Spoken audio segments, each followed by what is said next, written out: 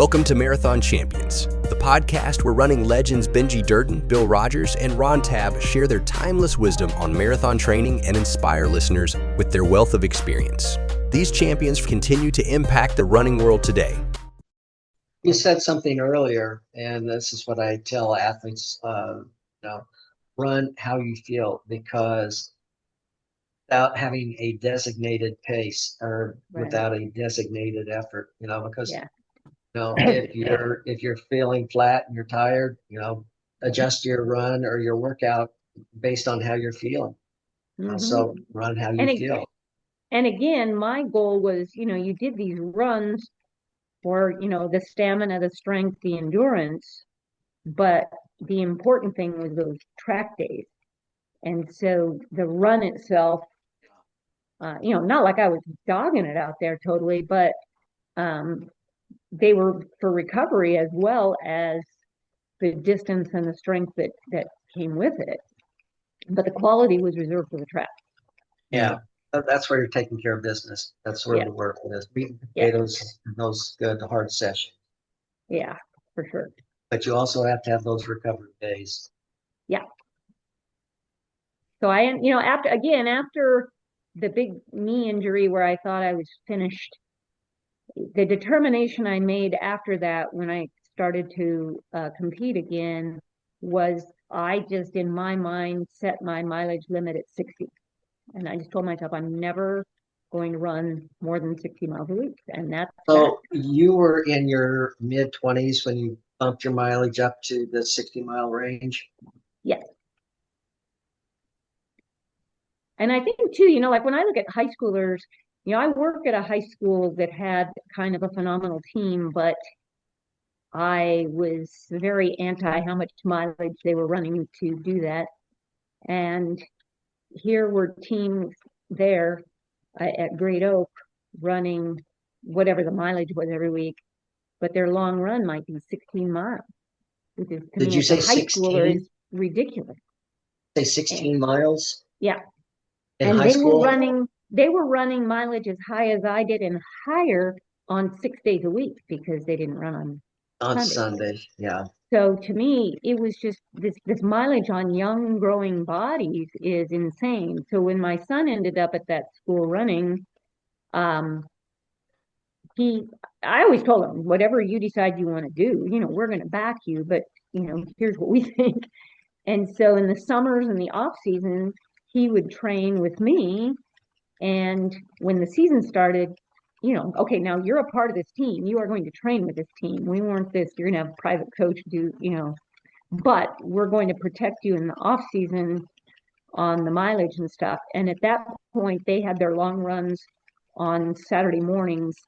And my thing was, you're never going to one of those. And I had it out with the coach a couple times, more than once.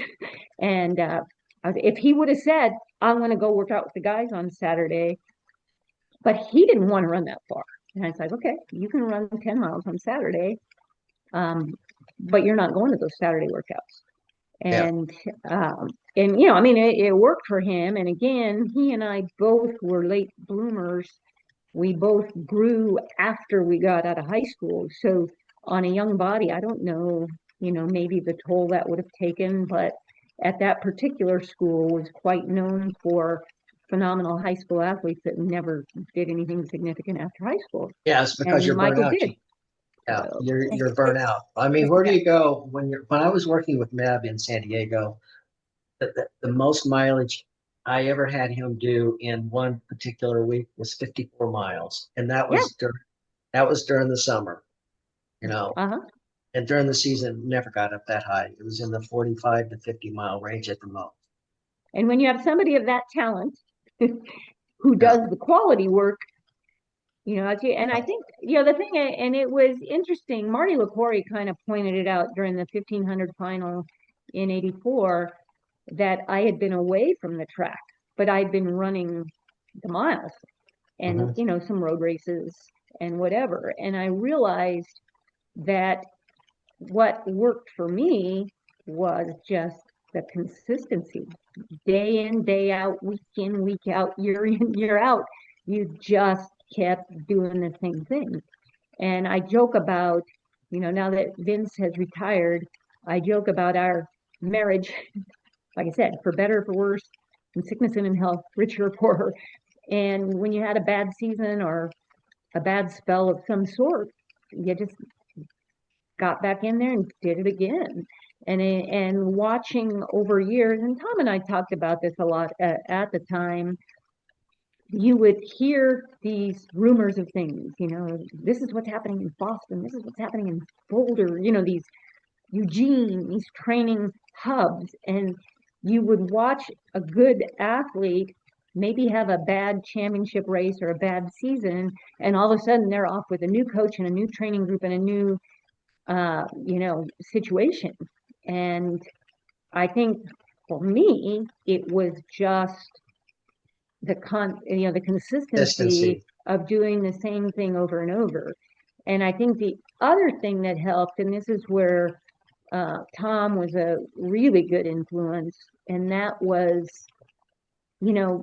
the running. This is all great that we get to do this and do it well and whatever. And it could all be taken away in an instant.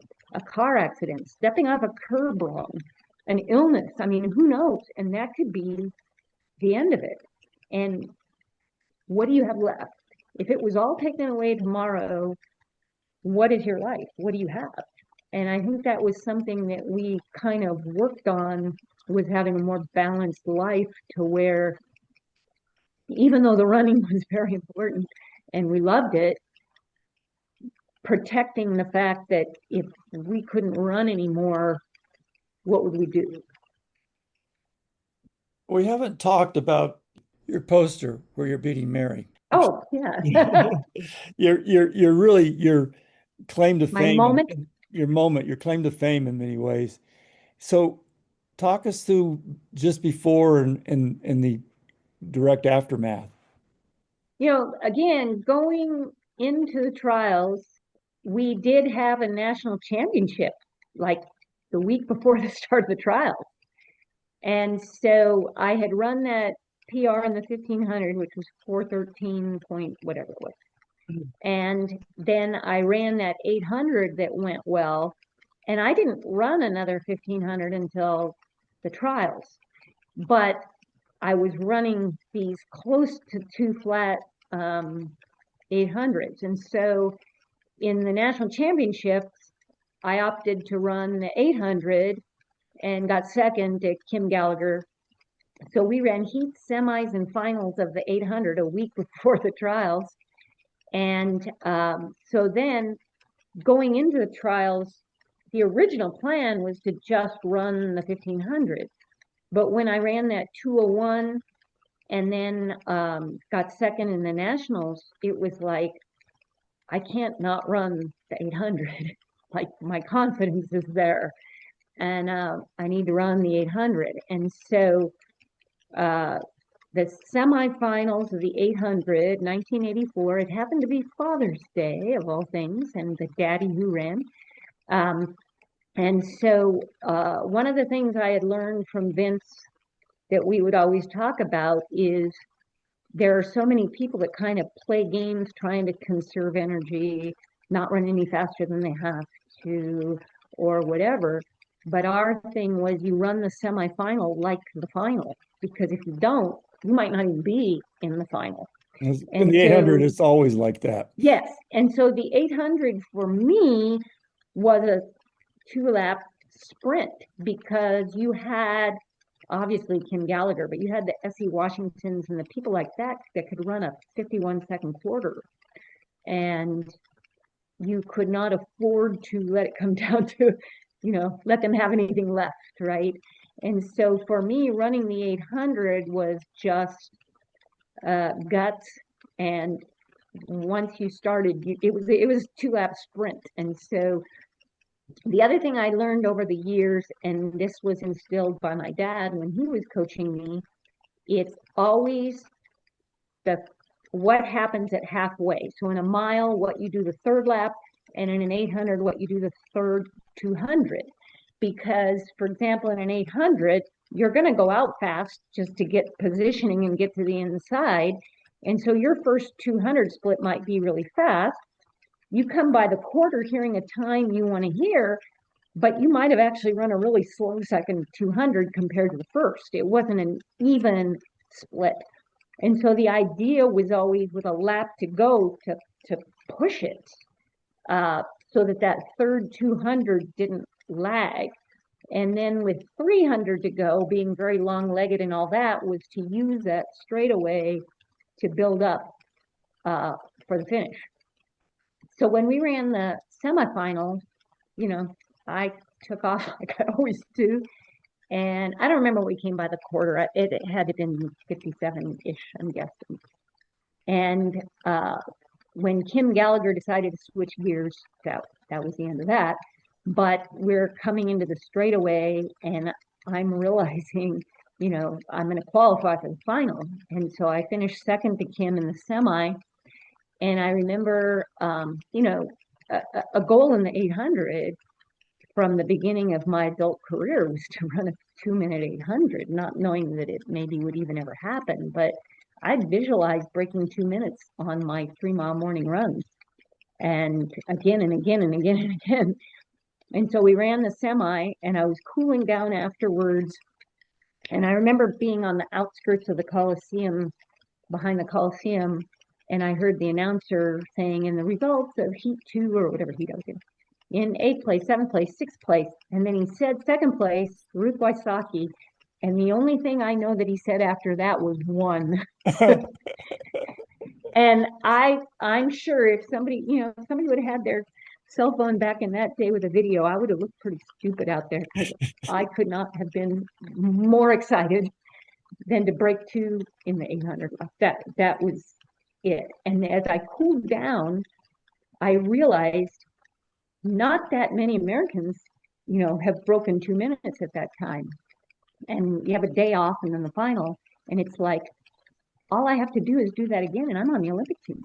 I mean, it was just that frame of mind, not like, oh my God, I just PR'd and I'm not even in the final yet. What's going to happen? It was like, oh, if I do that again, I'm going to make the team. And that like I got on the starting line of that 800 very confident that I was going to make. What did your workouts look like leading up to that? I probably should have my logbook sitting out here to remind myself. We would run, we would do a lot of 300s, 500s, kind of these things that would incorporate the 2 straightaways. And we would do a lot of cut down things like 500s where, each one was faster than the one before. We would do, and then we would sometimes do, if we were doing shorter things, I might have like a time trial 1,000 first with a decent amount of rest, so that basically your legs are a little tired before you start doing the speed work. And the idea of a lot of those workouts was using that back stretch and building up for the long kick, not waiting till the last straightaway.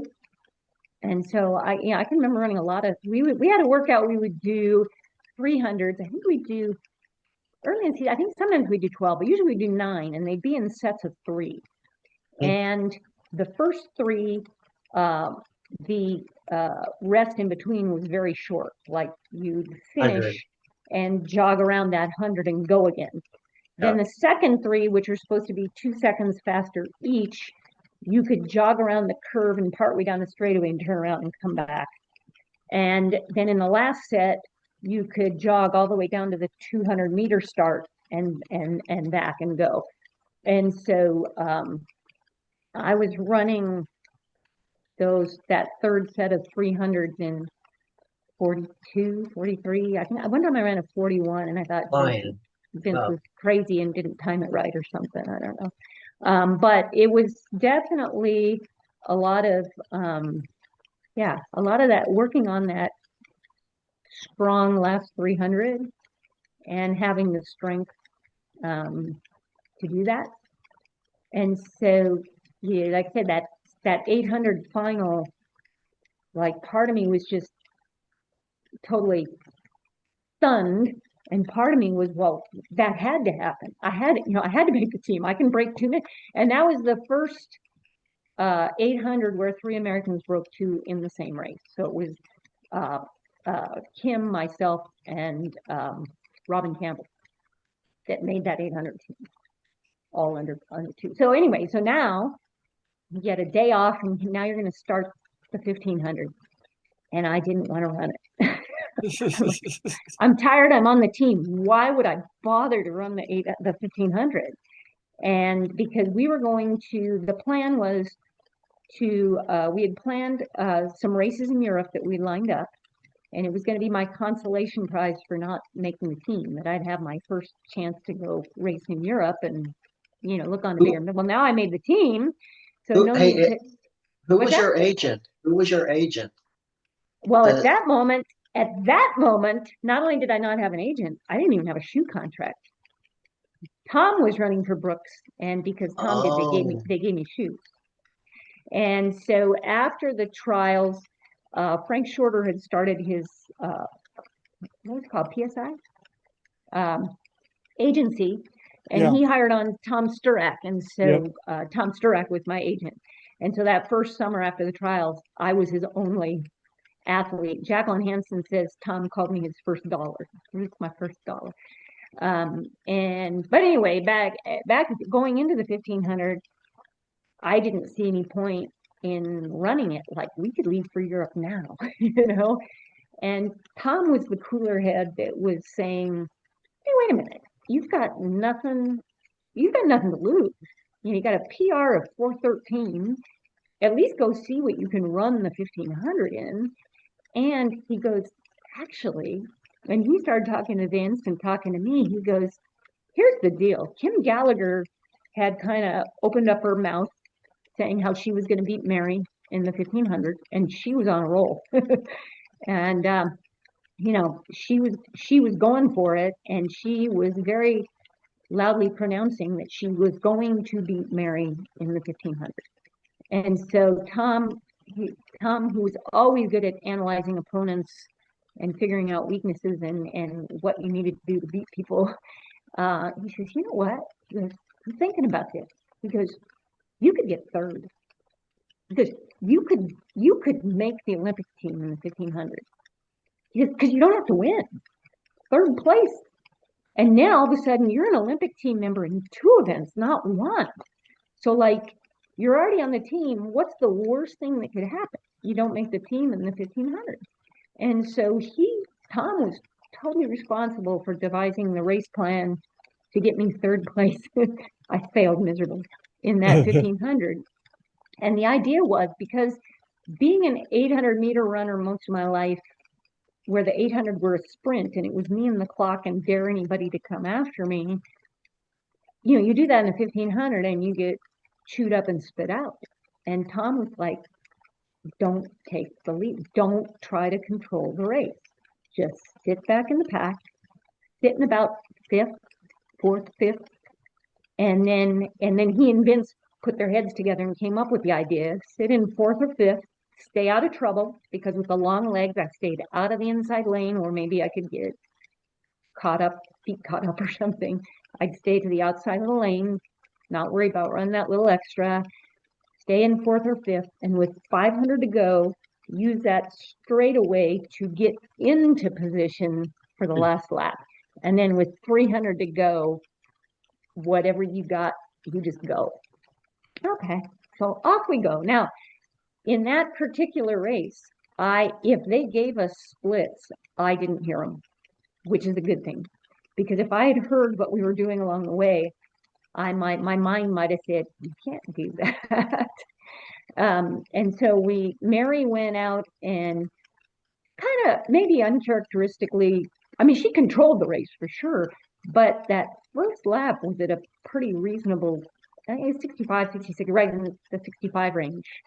And so the pace was very steady, not too crazy at the start. And so I tucked in, did my thing, and I had no idea, what pace we were running. And then as we came up to 300 to go, if you ever watched the video, it's kind of cool, because Dwight Stones, right before I hit the 300 to go, Dwight Stones made the height that put him on the Olympic team. And the crowd, such as it was, 30,000 people in a 100,000 seat stadium, whatever it was, went nuts right at the moment I'm supposed to move. And I just took off and ran for my life. And I found myself pulling up alongside of Mary, thinking, I just assumed the entire field was right there with us. I didn't even realize it down that backstretch. We had kind of broken away from everybody. And then as we hit the 200 to go, the thing that echoed in my head that I always heard from Vince and even heard from Vince Reel when I was in high school, if you're with her with 200 to go, you can beat her. The problem was being with her with 200 to go. That was not easy. And I remember with 200 to go, thinking of these people who've always told me, if you're with her with 200 to go, you can beat her.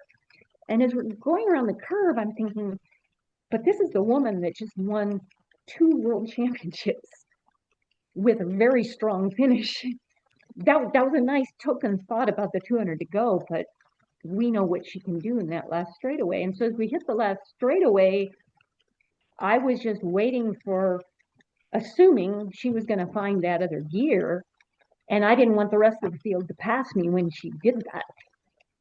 Not, like I said, not knowing the gap that we had formed at that point. And so I'm just running for my life down that straightaway. And then obviously you saw what happened at the end, totally unexpected. And even then my initial thought was, well, yeah, it was just a tactical race. We didn't run that fast. Everybody knows she's better. And so when I heard the time, I was just floored. Are you really thinking that though?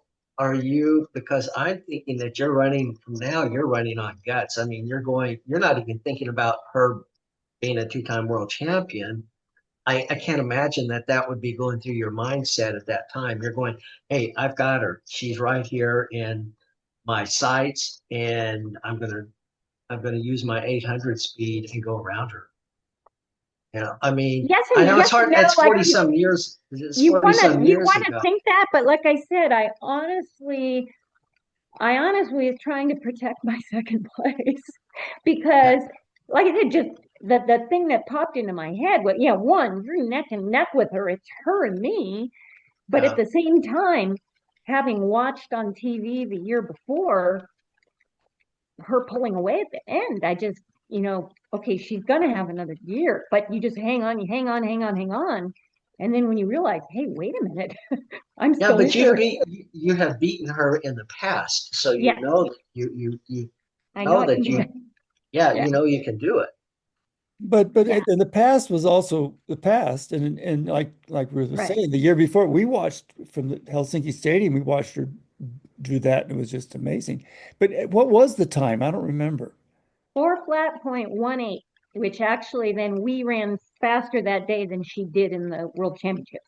Yeah. That gave it all the legitimacy that there was nothing tactical about it. We were running about as fast as we could go, and I remember also going into the race, again, when you're the one who has nothing to lose, hang it out there. Why not?